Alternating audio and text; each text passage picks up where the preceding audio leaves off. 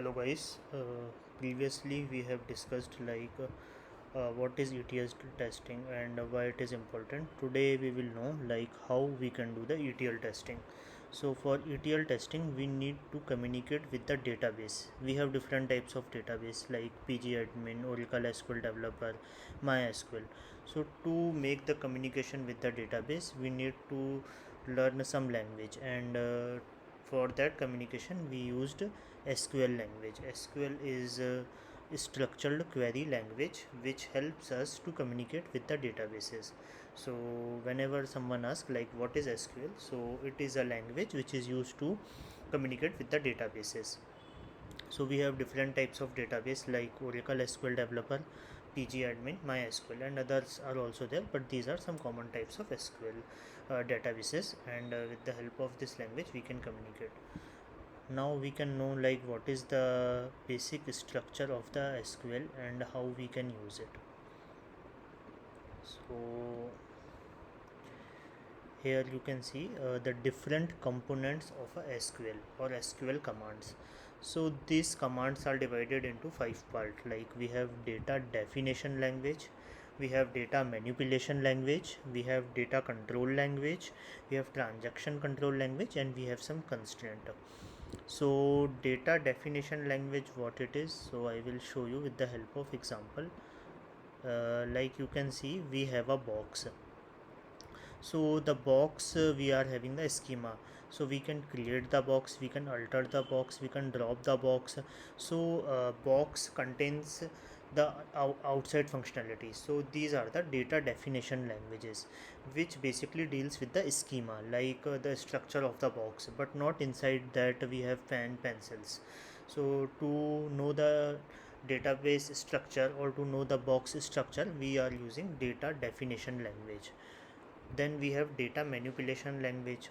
Data manipulation language means, suppose we have kept pen, pencil, some other things in the box. How we can manage those things? We can manage those things with the help of data manipulation language. So to manage the things which are inside the box, we will use data manipulation language. And to define the structure, like we want big box, small box, we can rename it, we can alter it, so we can use data definition language. Then we have data control language which gives us the grant and revoke access, who can access this box, and we can revoke that access from the box also. So we will go through some of the commands which we can use in the SQL. So in the data definition language we have different commands. Like create command, we can create a new table. We have alter command, we have drop command, we have truncate command, we have rename command. So these will uh, used to change the database structure but not the data. So we have the database structure and we are changing that database structure with the help of these command. We can discuss all these command in our next lecture, but are some of the common command.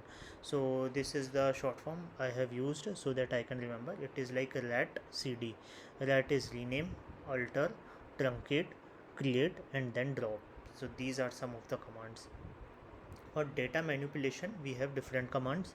We can select the data, we can insert the data, we can update the data, and we can delete the data.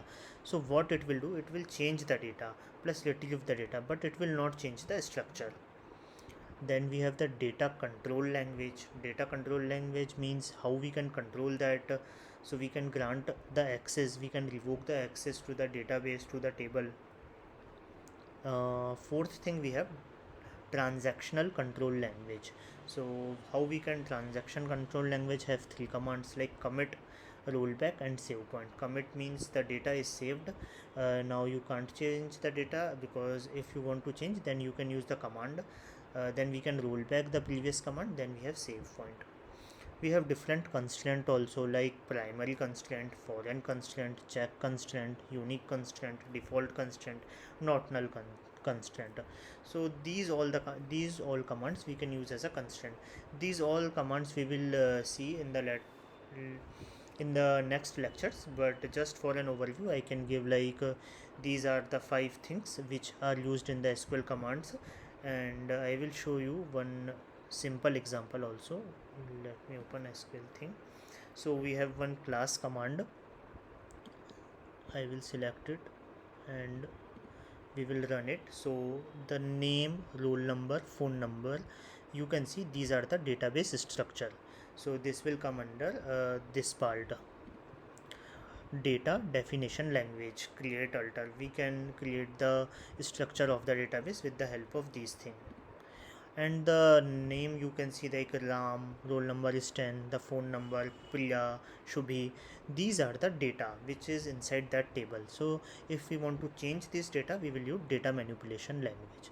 So this is just an overview, like what is data definition language, what is data control language, what is data manipulation language, how we can use it.